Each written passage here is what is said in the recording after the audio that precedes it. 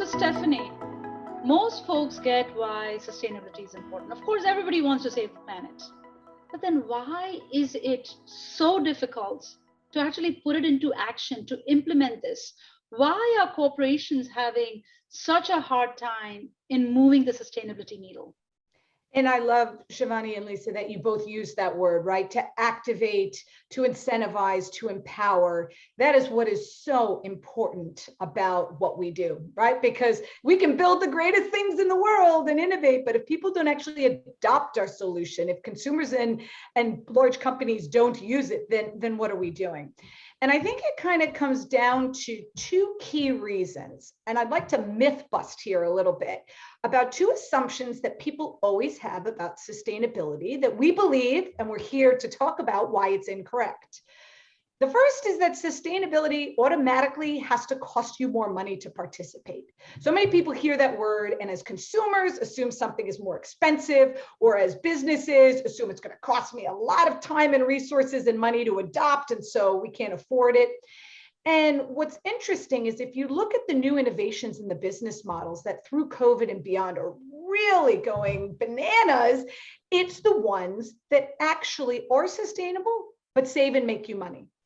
The movement around resale, reuse, right? All of this unlocks huge value for businesses. They can actually save and make money by adopting sustainability. They can find, in working with us, all the waste and unused inventory that they're sitting on, and that's more today than ever before. And they can actually sell it and take that money that they make and turn around and put it back into doing good work in their supply chains, right? Then they can pay their workers more. They can adopt that digital technology innovations that Lisa was talking about. They can use more sustainable materials and resources. And they can do it all without their CapEx expenditure going up. And I think that's really important for businesses to realize. The second piece is that, let's myth bust, is that sustainability, it's only good for small, little eco-conscious collections or little pilot projects, but we can't do it automated and at scale. And obviously, as I know, we can dive deeper into leveraging partnerships with Accenture and others, leveraging technology integrations, leveraging blockchain, machine learning, AI. We can do this, and we do it automated and at scale for the biggest companies in Fortune 500 in the world. And so if you could remove those barriers early on in how you think about sustainability, I think it opens the door to create so much value, of course, for businesses, but also consumers who can get access quickly and easily and at their fingertips to discounted stuff that's actually sustainable as well. So just that different way of thinking, and as we talked about, challenging the old school ways of doing things, I think is really important.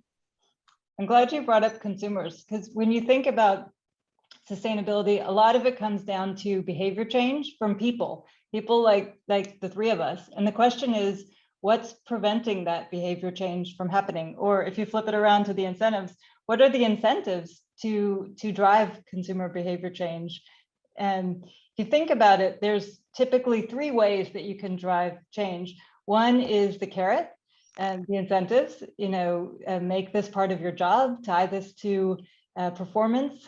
And then there's the stick, red light, green light, show lists where you're somehow, moving into the red if you do this. Like some energy companies have started to do that. Like look at your energy bill compared to your neighbors in your neighborhood.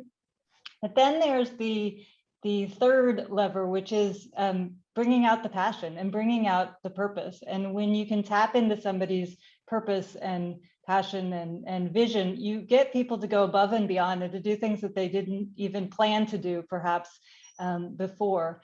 And when you think about behavior change in the sustainability sense, I think of two examples. One is the Carbon Disclosure Project, and the other one is smoking.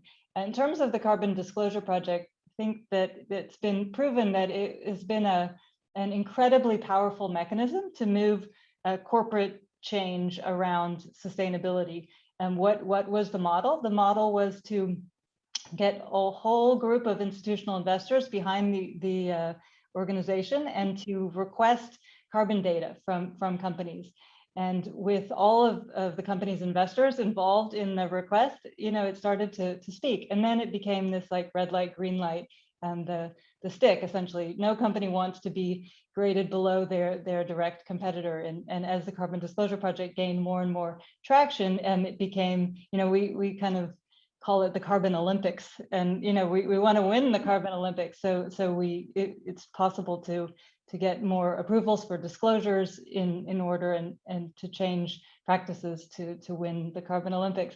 And the other example that I think about in terms of consumer behavior, and I think about the practices that were put in place to encourage people to stop smoking. Things like in the airports, you could see smoking rooms. You could see sections of the room with a circle. If you want to smoke, go stand over there, and essentially drawing attention to people who were smoking and making you think twice before you go into that group. And yet, even knowing what are the effects of smoking, it may or may not influence consumer behavior change. So I think with sustainability, we have a big opportunity, big set of gaps there, and but maybe we can learn from some of these examples.